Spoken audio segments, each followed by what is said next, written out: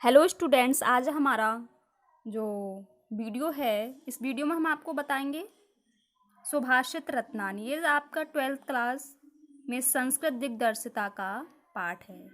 सुभाषित रत्नानी का अर्थ होता है सुंदर उक्ति, सुंदर वचन, अच्छे वचन। ठीक है, अब हम सुभाषित रत्नानी का जो प्रथम श्लोक है, इसका जो हिंदी अनुवाद है वो समझेंगे। भाषासु मुख्या मधुरा दिव्या ग्रीवाण भारती तस्या ही मधुरम काव्यम तस्मादपि सुभाषितम। भाषासु भाषाओं में मुख्य या प्रधान, मधुरा मधुर, दिव्या अलौकिक और ग्रीवाण भारती का अर्थ होता है देव भाषा संस्कृत। तस्या ही मधुरम काव्यम, तस्य का अर्थ होता है उसका, किसका? संस्कृत का। ठीक है, तस्य से यहाँ तात्पर्य संस्कृत भाषा से। ठीक है, तस्या ही मधुरम काव्यम, उसका काव्य मधुर है। तस्मादपि, तस्मादपि उससे भी। ठीक है, तस्मादपि, अपि का अर्थ होता है भी। तो यहाँ पर जब हम इसका संधि विच्छेद करेंगे तो यहाँ पे दो आपके शब्द बनते हैं, तस्म और दपि, अपि। ठीक है, तस्म दपि अर्थात उससे भी अधिक उसकी वाणी अर्थात उक्ति है। अब इसका एक बार फिर से हम अर्थ समझेंगे। भाषा तो समस्त भाषाओं में देव भाषा संस्कृत मुख्य और मधुर है, उससे भी अधिक उसका काव्य है और काव्य से भी अधिक उसकी वाणी मधुर है। ठीक, अब हमारा जो सुभाषित का जो दूसरा श्लोक है वो इस प्रकार है। सुखार्थिना कुतो विद्यार्थिना सुखम, सुखार्थी व त्यजेद विद्याम, विद्यार्थी व त्यजेत सुखम। इस पे बताया गया है कि सुखार्थिनो कुतो विद्या, सुखार्थिना अर्थात सुख चाहने वाले को, कुतो कहाँ, विद्या मतलब विद्या। ठीक है, सुख चाहने वाले को विद्या कहाँ, कुतो विद्यार्थिना सुखम, और विद्या चाहने वाले को सुख कहाँ। सुखार्थी व त्यजेत विद्याम, सुख चाहने वाले को विद्या का त्याग, त्यजेत का अर्थ होता है त्याग कर देना, विद्या। ठीक है, सुखार्थ अर्थात सुख चाहने वाले को विद्या का त्याग कर देना चाहिए। विद्यार्थी व त्यजेत सुखम, और विद्यार्थी को सुख का, त्यजेत मतलब परित्याग या त्याग। ठीक है, और विद्यार्थी को सुख का त्याग कर देना चाहिए। एक बार फिर से इसका हम अर्थ समझेंगे। सुख चाहने वाले को विद्या कहाँ और विद्या चाहने वाले को सुख कहाँ। सुखार्थी व त्यजेत विद्याम, सुख चाहने वाले को विद्या का और विद्या चाहने वाले को सुख का परित्याग कर देना चाहिए। अब हमारा जो तीसरा श्लोक है वो इस प्रकार है। जल बिंदु निपातेन क्रमशः पूर्यते घटा, सा हेतु सर्व विद्यानाम धर्मस्य चा धनस्य चा। जल बिंदु निपातेन, ठीक, जल बिंदु निपातेन, जल मतलब पानी, बिंदु मतलब बूंदें, निपातेन मतलब गिरने से। ठीक है, क्रमशः लगातार, पूर्यते पूर्ति या भरना, घटा का अर्थ हो जाता है घड़ा। यहाँ पे जो आपका घटा है, ये कभी कभी आपका एग्जाम में आता है कि पर्यायवाची लिखिए घड़े का, तो घटा। ठीक है, घट का अर्थ होता है घड़ा।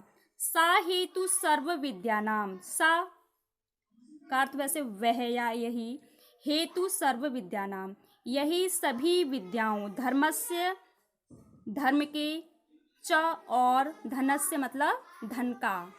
ठीक है, अब इसका हम अर्थ समझेंगे।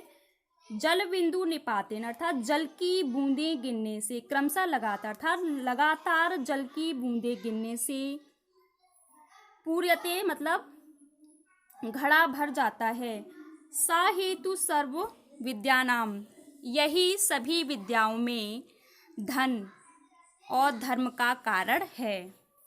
ठीक, एक बार मैं फिर से बता देती हूँ। यहाँ पर लगातार जल की बूंदें गिनने से घड़ा भर जाता है, यही समस्त विद्याओं, धर्म और धन का कारण है। सर्व विद्यानाम अर्थात विद्याओं, धर्मस्य धर्म का और धन का कारण है।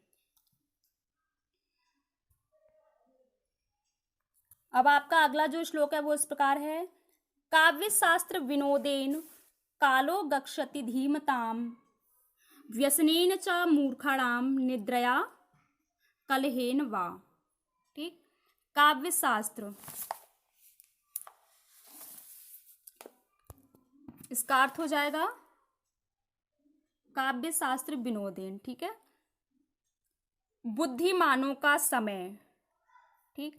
बुद्धिमानों का समय काव्य कालो गक्षति धीमताम,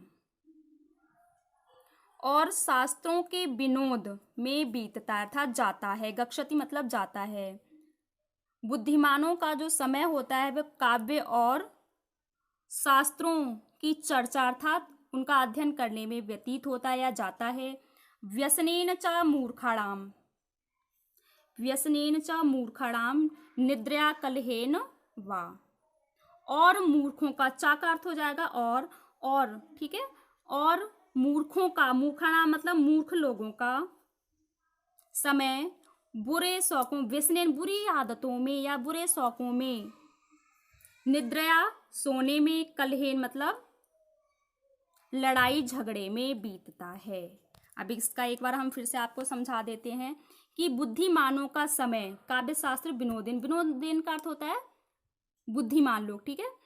बुद्धिमानों का समय काव्य और शास्त्रों के विनोद में अर्थात आनंद में बीतता है, और मूर्खों का समय बुरी आदतों, सोने और लड़ाई झगड़े में बीतता है। अब है आपका अगला श्लोक।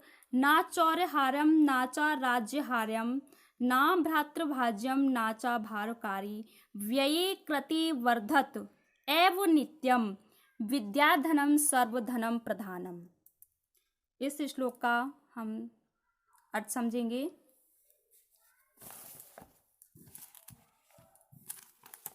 ना चौर्यहार्यम, ना नहीं, चौर्यहार्यम,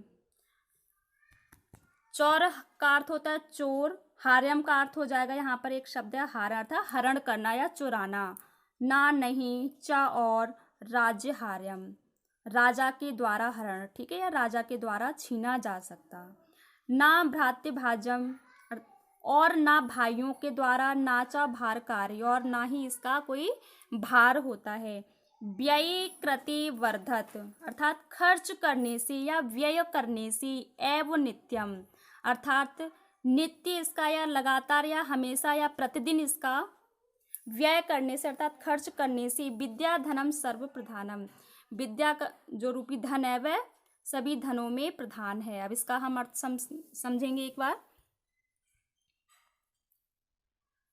विद्या रूपी धन समस्त धनों में प्रधान है अर्थात श्रेष्ठ है, क्योंकि ना तो यह चोर इसको चुरा सकता है, ना राजा द्वारा छीना जा सकता है किसी विद्या को, ना भाई द्वारा बांटा जा सकता है, और ना यह बोझा बनता था, ना कोई इसका भार होता अर्थात भार रूपी नहीं है यह, और खर्च करने से यह निरंतर बढ़ता जाता है अर्थात अन्य धनों के समान घटता नहीं है। इसलिए विद्या धन सभी धनों में प्रधान है, श्रेष्ठ है।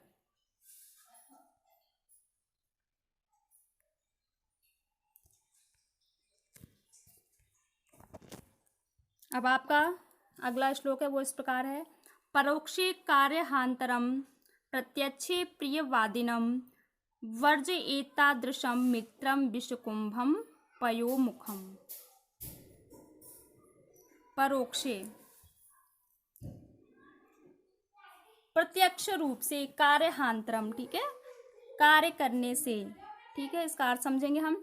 जो पीठ पीछे, कार्यहांतरम ठीक है, परोक्षे मतलब गुप्त रूप से, या जो पीठ पीछे काम बिगाड़ने वाला हो, कार्यहांतरम कार्य बिगाड़ने वाला। प्रत्यक्षे मतलब और सामने, प्रत्यक्ष रूप से अर्थात सामने।